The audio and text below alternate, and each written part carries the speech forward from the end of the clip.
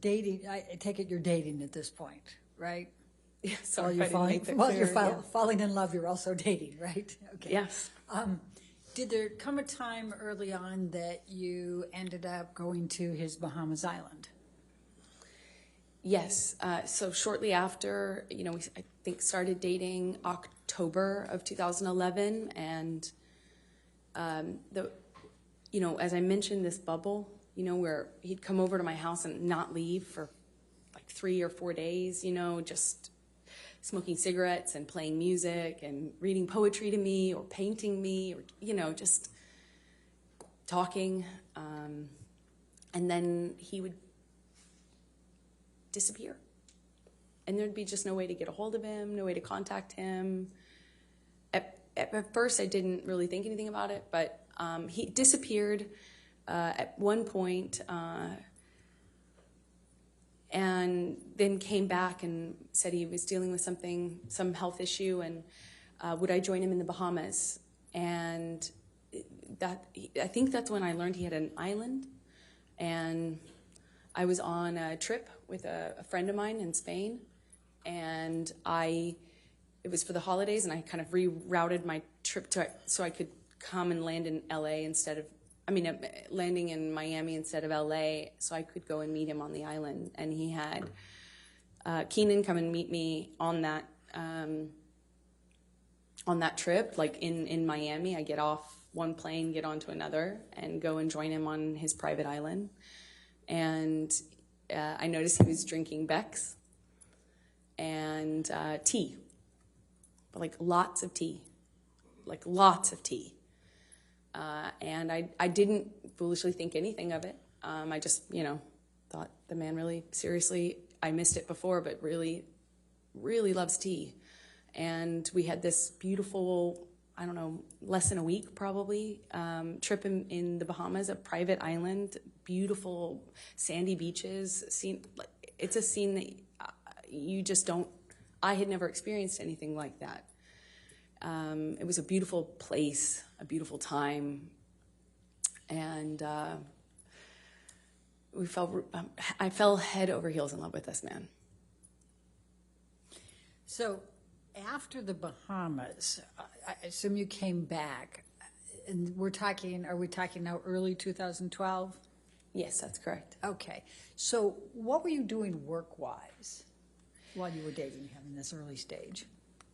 What I always do, I would be taking job to job to job, going from one movie to the next, mostly not filming in LA. So weirdly, you live in LA to go shoot on location in other places. So when I was in town, we would go back to this bubble, like insular bubble with beautiful, blaringly loud music and no one else and nothing else. And then, I'd go off to work. And so would he. Eventually, yeah, he left to shoot Lone Ranger, I believe. Okay.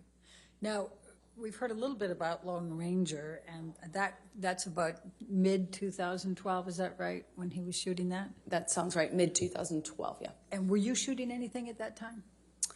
I was shooting...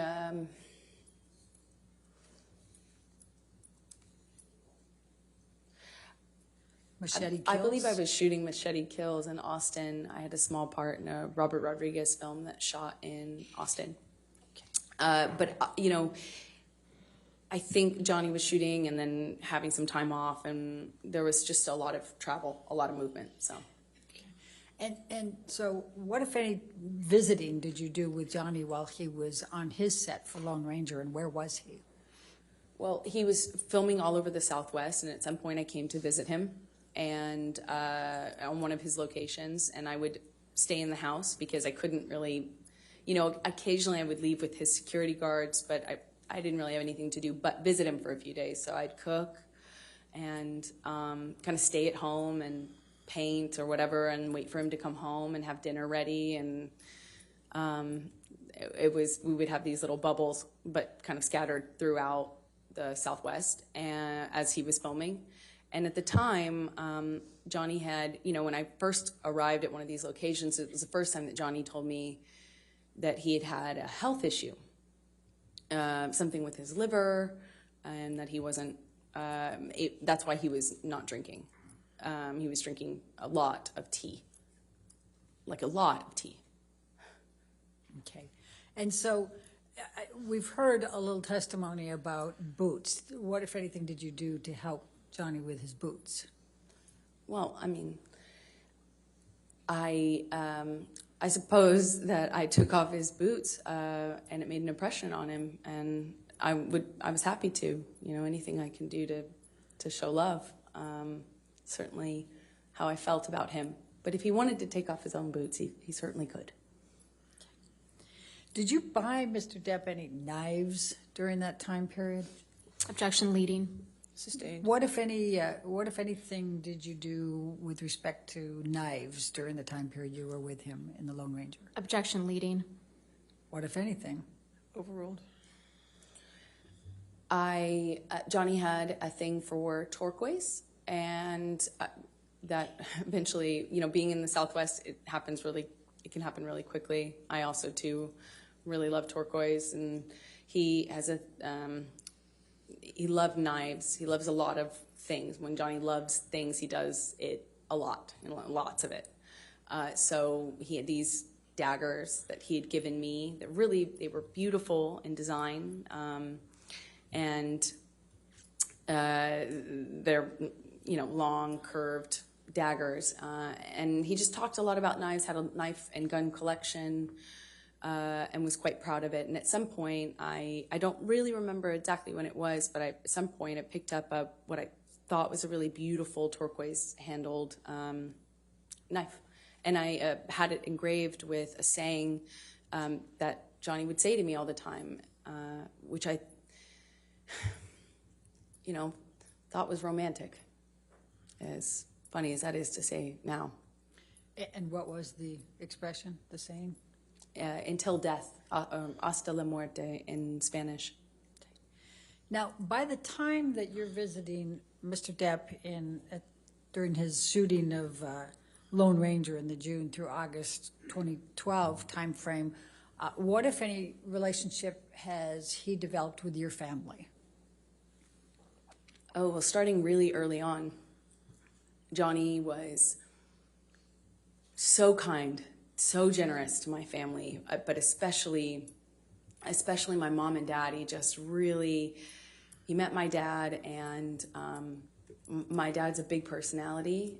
He's a rowdy guy, and Johnny just all of a sudden, I had never noticed, Johnny have a southern, all of a sudden Johnny had this southern accent and was really like buddies with him, and they really seemed to get along very well. They're, just like instantly he was giving my dad gifts, he gave him guns, he gave him knives. They had this, Johnny just really just showered my dad, and my dad's a working man, salt of the earth guy, and he was just like, floored. He's getting all these amazing gifts and being invited to come on to these locations, and Johnny's this big movie star, and my dad was just like, I think my dad would have married him himself, not if I hadn't. And he just instantly, he gave my mom jewelry, brought her out to come and see me while I was visiting Johnny on Lone Ranger in some part of the Southwest. I think it was Colorado. He gave her this beautiful turquoise necklace, and they were definitely taken by him. And what, if any, relationship had Mr. Depp forged with Whitney by this time, your sister? I believe the relationship came a little bit later as they got to know each other, but he did the same thing with my sister and just really found a bond with them that, was he tried to do anything and everything he could to make them feel like special, and they did. My mom, my dad, and my sister. And what, if any, relationships did Mr. Depp form with your friends?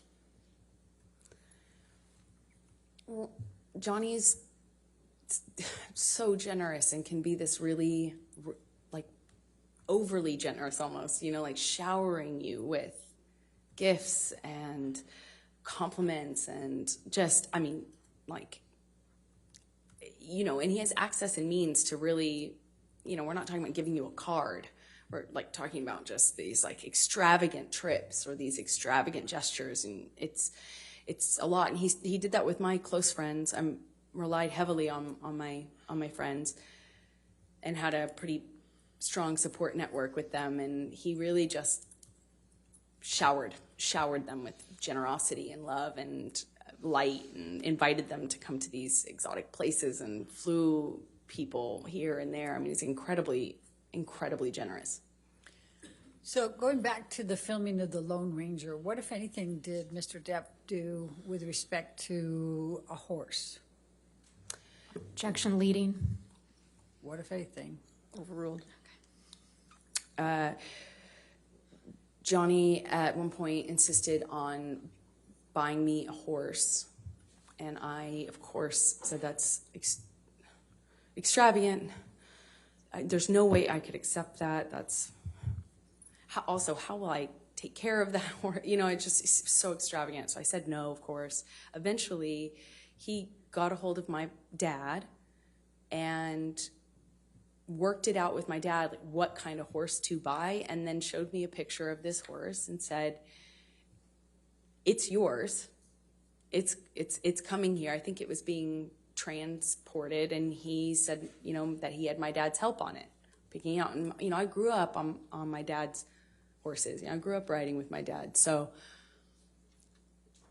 you know, I had resisted for I think about like a month and a half or something of him kind of bringing up the idea and me saying, that's a crazy gift. No, thank you. No, that's incredibly generous, but I couldn't accept. To all of a sudden I had a cult. So